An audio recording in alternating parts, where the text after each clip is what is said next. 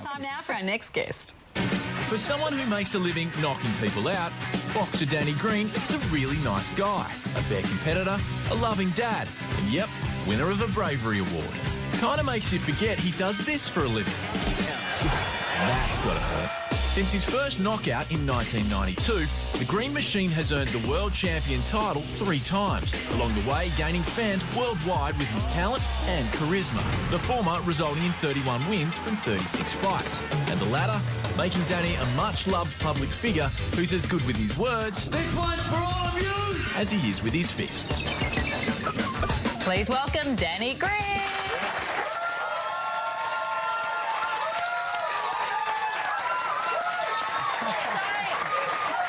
Time today, not your last fight, but your last fight in your hometown of Perth. Is it going to be an emotional one?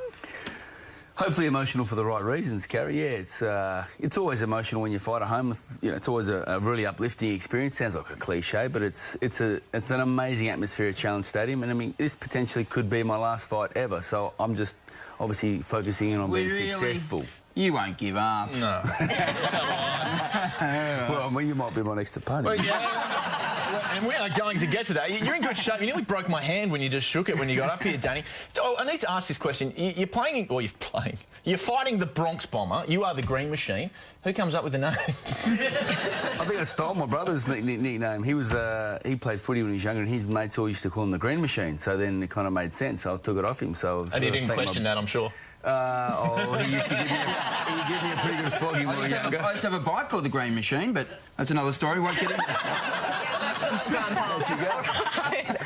So, Danny, look, can you just explain this bit for us? You know when you're before a fight and you're all in each other's faces like, oh, I'm such a great big meanie, I'm really going to hurt you. What's really going through your head?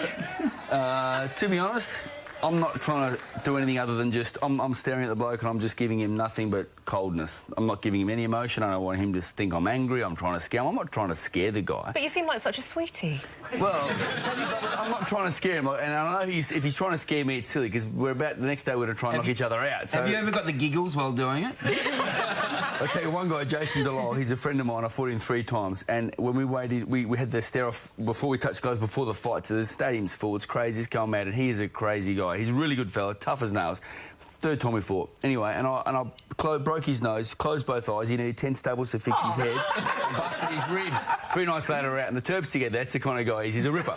Anyway, we're having a stare down, and we know we're in for a bit of pain. We're going to try and hurt each other. We're trying to do our job and win the fight. And he's staring at me, and he's giving me the cross-eye like this. Trying to make me laugh. It's classic. Will you fight Mundine again?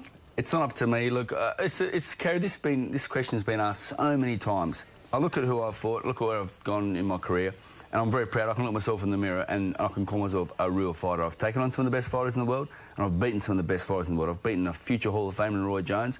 I lost to a future Hall of Famer as well, and I just lost to the current 2-time world champion. But I was that close to pulling off a victory. I've taken titles from world champions.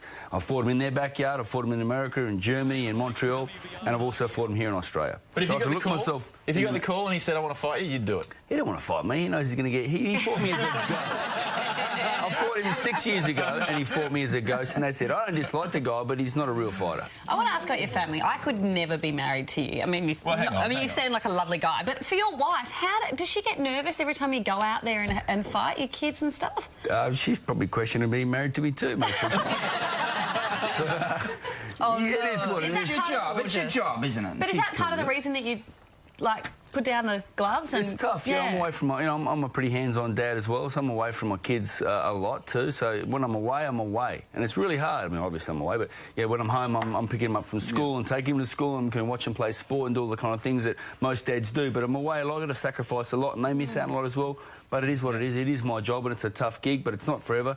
And they understand this is what's, you know, giving them a house to live in, and I can send them to school and put bread and butter on the table. Well, Dave's been banging on all day about how you both got into a proper fight yesterday. I'm finding it very hard to believe. No, you lured me into the ring. I had no idea what was going to go on. We've got some vision here, right? No, you didn't have to do that.